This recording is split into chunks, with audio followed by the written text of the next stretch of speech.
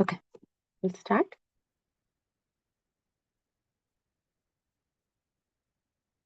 Yes, ma'am. Om Ajnanatimirandasya Gnananjana-Shalakaya Chakshurunmilitam Yena Tasmai Shri Gurave Namah.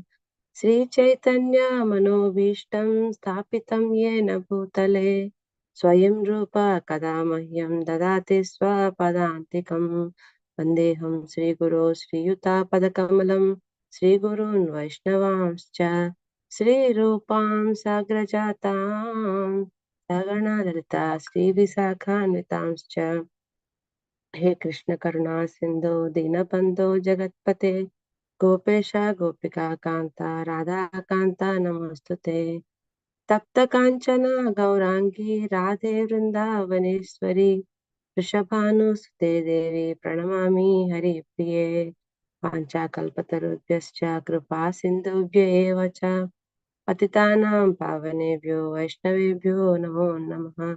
Jai Shri Krishna Chaitanya Prabhu Nityanand Shri Advaita Gadadhar श्रीवासादि Gaur भक्तवृंद Hare Krishna Krishna Krishna Hare Hare Hare Ram Ram Ram Hare Hare Hare Krishna Krishna Krishna Hare Hare Hare Ram Ram Ram Hare Hare Hare Krishna Krishna Krishna Hare Hare Hare Ram Ram Ram Hare Hare.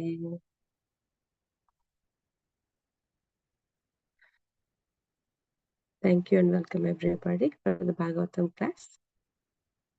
Today we are reading Srimad Bhagavatam, 3rd canto, 16th chapter, 31st verse.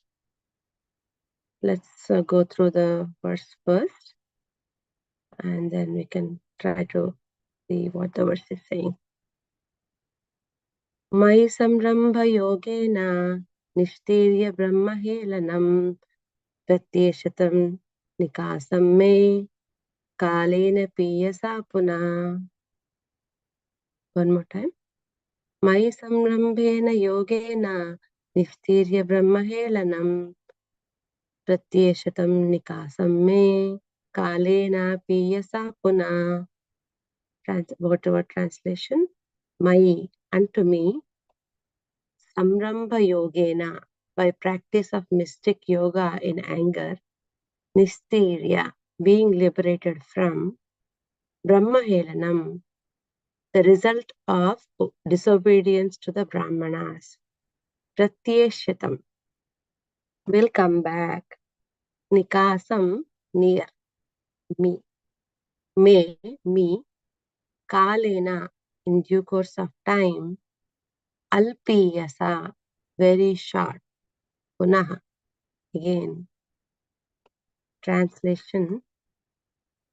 The Lord assured the two Vaikuntha inhabitants, Jaya and Vijaya, by practicing the mystic yoga system in anger, you will be cleansed of the sin of disobeying the Brahmanas, and within a very short time return to me. Purport by Srila Prabhupada.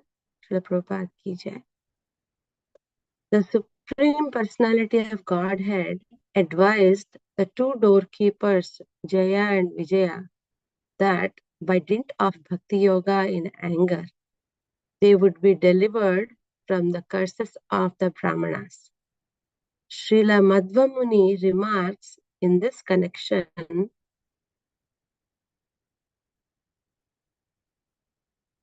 that by practicing bhakti yoga, one can become free from all sinful reactions. Even a Brahma Sapa or curse by a Brahmana, which cannot be overcome by any other means, can be overcome by Bhakti Yoga. One can practice Bhakti Yoga in many rasas. There are 12 rasas, 5 primary and 7 secondary. The 5 primary rasas constitute direct Bhakti Yoga, but Although the seven secondary rasas are indirect, they are also counted within Bhakti Yoga if they are used in the service of the Lord. In other words, Bhakti Yoga is all inclusive. If one somehow or the other becomes attached to the Supreme Personality of Godhead, he becomes engaged in Bhakti Yoga, as described in Srimad Bhagavatam 10:29-15, Kamam Krodam Bhayam. The gopis were attracted to Krishna by Bhakti Yoga in a relationship of lusty desire, Kama. Similarly, Kamsa was attached to Bhakti Yoga by dint of fear of his death. Thus, Bhakti Yoga is so powerful that even becoming an enemy of the Lord and always thinking of Him can deliver one very quickly. It is said, Vishnu Bhaktaha Smrito Daiva Asuras Tad Vipanyayaha. Devotees of Lord Vishnu are called demigods, whereas non-devotees are called asuras. But Bhakti Yoga is so powerful that both demigods and asuras can derive its benefits if they always think of the personality of Godhead. The basic principle of Bhakti Yoga is to think of the Supreme Lord always. The Lord says in Bhagavad Gita 18:65, Manmanabhava madbhaktaha. Always think of me. It doesn't matter which way one thinks. The very thought of the personality of Godhead is the basic principle of Bhakti Yoga.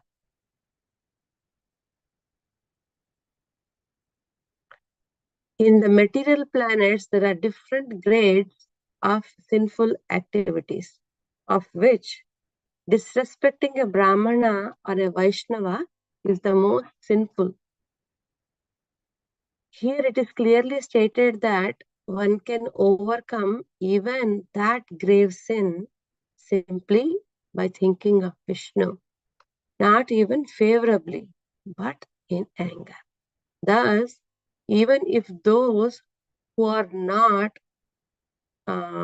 devotees always think of Vishnu, they become free from all sinful activities.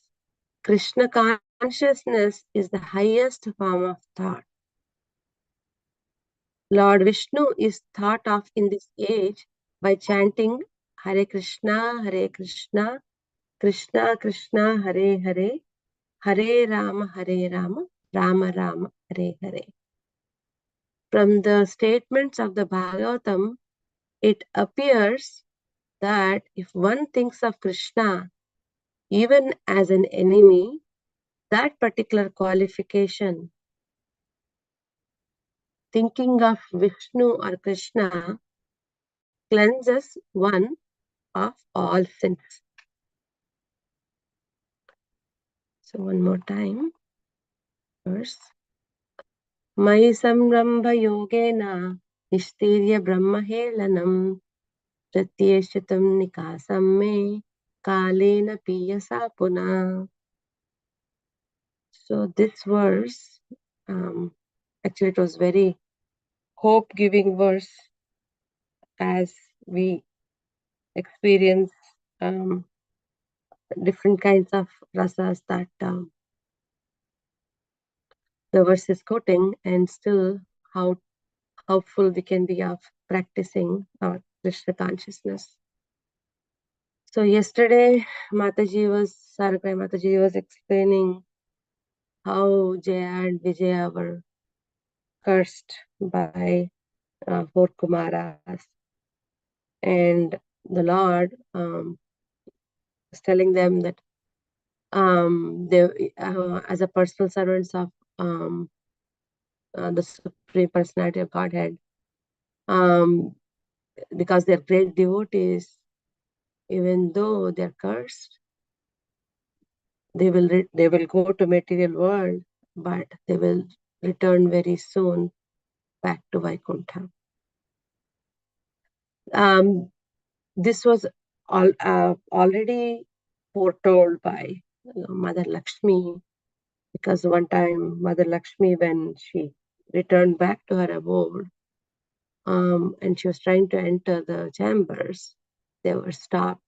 She was stopped by Jaya and Vijaya as the Lord was resting. So she gets angry, and because of which, this scenario of them return and going to material world was foretold already. So it was kind of a desire of the Lord and Mother Lakshmi.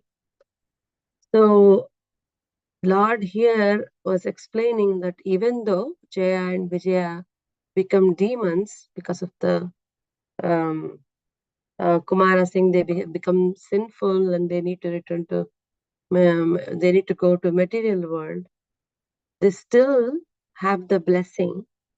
The Lord says they still have the blessing that they'll be able to practice Bhakti Yoga, but in an unfavorable rasa, which is anger. So the verse tells us that there are 5 primary rasas and 7 secondary rasas through which we navigate. So these 5 primary rasas are direct, and 7 secondary rasas are indirect. So here, again, they said, they're going to practice the indirect rasa of anger, but still they will be able to practice Bhakti Yoga. So here in the verse it says, Mai samrambena yogena, by practicing mystic yoga in anger.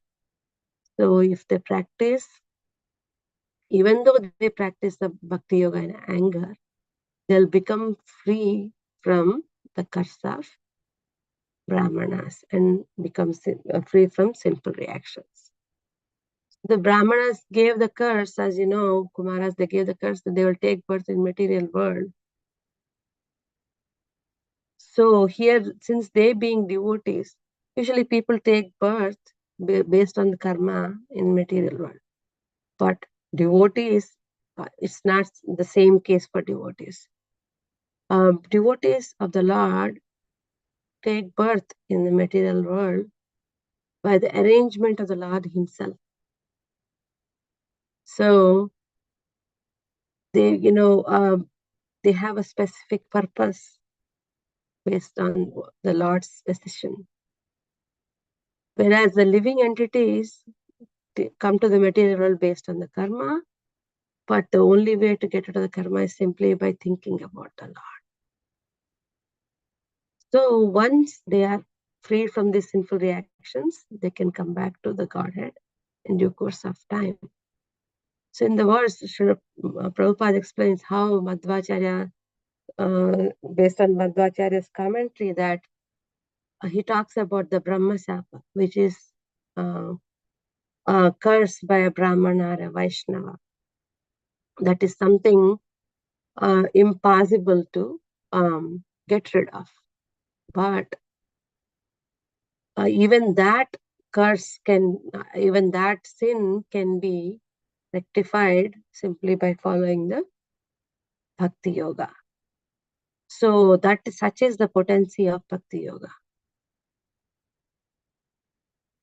This was actually very, very, very hopeful statement, and I felt it very profound, because we knowingly, unknowingly, on a day-to-day basis commit so many mistakes, hurt somebody, say something incidentally, accidentally, but yet we're all traveling through it.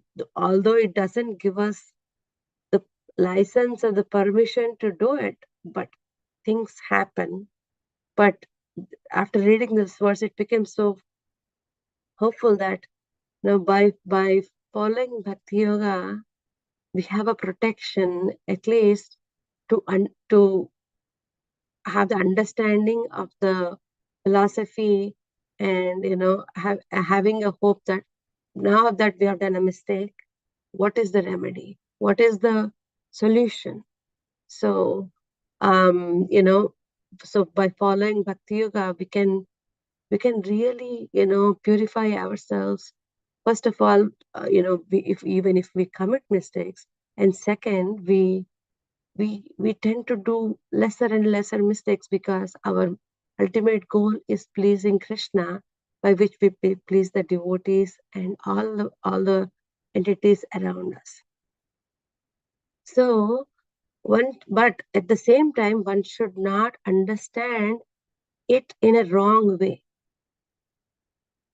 For example, if we commit an offense against a Vaishnava, we've seen so many examples in Bhagavatam that when we commit an offense to a Vaishnava or a Brahmana, uh, we get, we are relieved from the sin only when that Vaishnava or a Brahmana forgives us. Even before that, even the Lord doesn't forgive. So it doesn't give us a license, but it definitely gives us a hope as a human being in this material, which we are tend to commit mistakes. So when we so Prabhupada, that is in this verse, is explaining one more important concept, which is the most important theme of Krishna consciousness. That is to always remember Krishna and always think about the Lord. So here in the purport, Prabhupada is quoting from Bhagavad Gita, Manmana Bhava Vad Bhakto. Also, in another scenario, Rupa Goswami says, Yena Kena Prakarena Mana Nivasyet. Somehow or the other, the most important thing for us is to keep our mind fixed on Krishna. Might drink water, we might be doing some other activity, as women, we might be cooking, or we might be doing something, but our whole purpose of Krishna consciousness is to remember Krishna and keep our mind fixed on Krishna. So the whole purpose of reading Srimad Bhagavatam in the morning is to remember and remind ourselves, and and keep our mind fixed on Krishna in the morning, so that all our day becomes Krishna conscious. So in this verse again, it explains, there are, like in Srimad Bhagavatam, we have seen devotees remembering Krishna in different ways. For example, gopis remember Krishna with a lusty desire, kamam, or Kamsa, or all the demon, the Kamsa, Shishupala, and all these demons remember Krishna in Krodha or Bhayam, thinking that when he will come and kill us. So even though they did in different ways, but their mind was fixed on Krishna, and they were remembering him every moment. So because of which they were able to get rid of all the sinful reactions. So the point here Prabhupada is trying to make is, so remembering Krishna and keeping our mind fixed on Krishna is the basic principle of Krishna consciousness. So here, even though Jaya and Vijaya are going to remember or do their bhakti yoga in an unfavorable rasa, still they will get purified and get rid of their sins, including that the curse that they received from the brahmanas. So one can think, oh, then I will also follow the same route. Why to chant 16 rounds every day? Why to go through so much?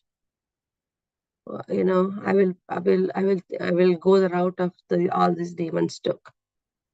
But what but if just by thinking about Lord in anger is giving so much benefit, and they become purified and they become, and sinless, then we have to think about how much a devotee can benefit by thinking about Krishna in a loving relationship. If anger can do so much, in thinking of Lord in anger can do so much, think about doing Krishna cards in a favorable way. It will give a multifold benefit compared to doing in an unfavorable way.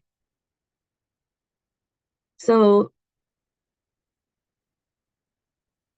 knowing all these principles, when a devotee practices bhakti yoga, he actually sees the benefit of, being situated. We've seen so many great devotees like Haridas Thakur. No matter whatever situation was, no matter how unfavorable the conditions were, he still followed bhakti yoga. So, and today he's our one of the greatest acharyas, and he's so glorious.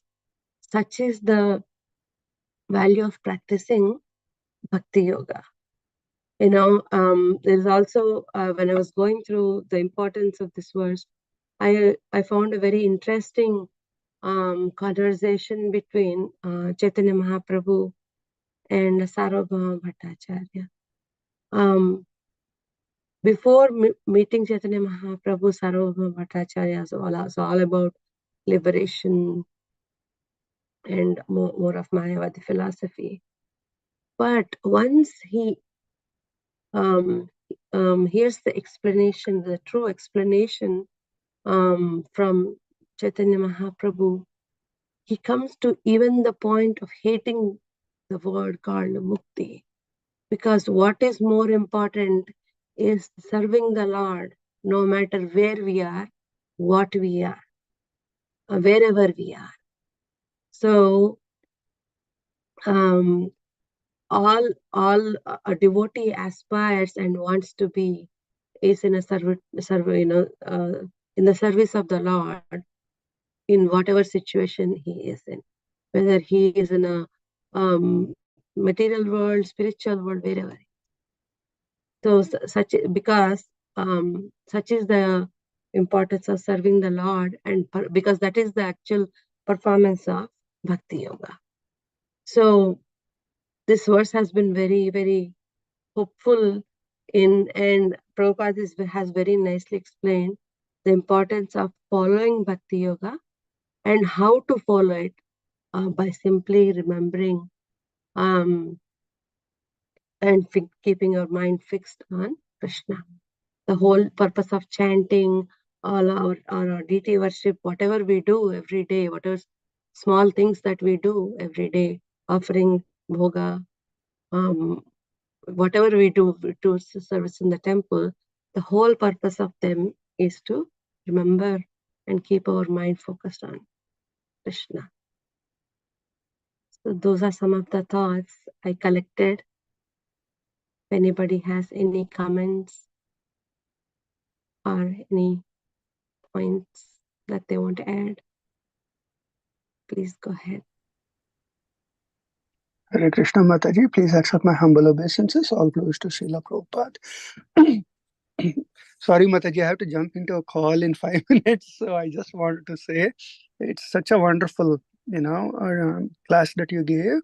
I like the point that you made about why not to choose the path of, the demons, though it seems to be easy, and it's better to follow the path of the devotees. Even otherwise, if you look at it, being a demon and getting noticed by the Lord takes a lot, and that means intense, much more intense than what we can do with bhakti yoga.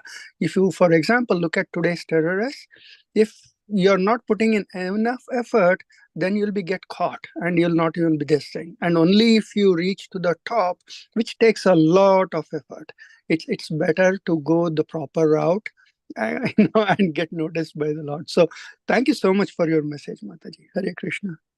Thank you, Prabhu.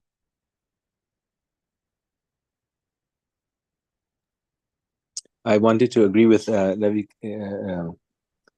Prabhu that your class is very deep. The part that I heard some on YouTube, and then I joined on Zoom. It's very deep, very wonderfully said, and especially I like the point that if in anger this is the result, then what to speak of worshiping, serving the Lord in devotion, and we should always want to serve. That's the main thing, serving the Lord. Thank you. Thank you, Prabhu.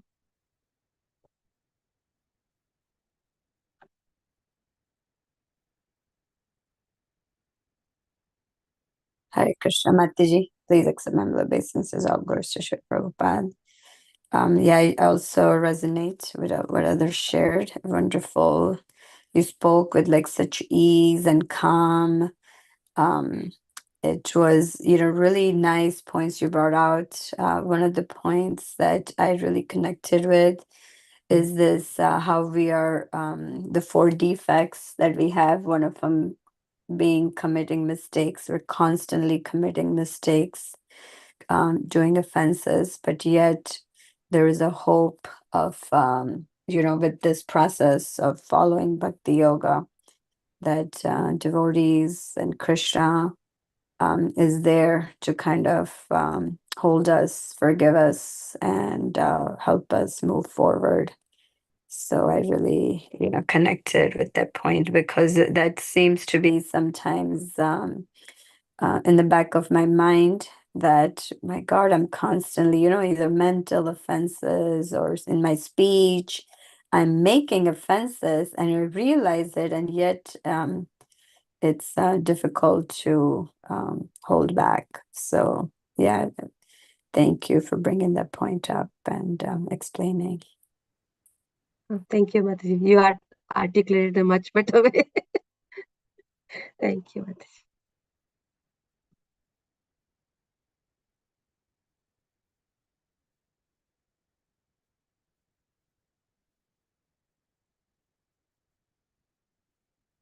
Anything else?